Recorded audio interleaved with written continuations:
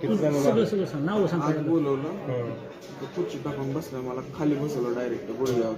मला बसलो. मग माझ्या जवळ आला, मग कांटाळ्या मारायला चालू केलं. एका साईडला दुसऱ्या बी नाही, एका साईडला ह्या साईडला 60-70 कांटाळ्या मारल्या मला कंटिन्यू. मग तो कांटाळ्या झाला की मला उठवलं त्याने स्टंप घेतला. स्टंपाने मला 600 वेळा तर मारलं असं. कोण होता मारणारा? आम्हाला मी कोणणार कुठला येतो? चिकनड्याचा.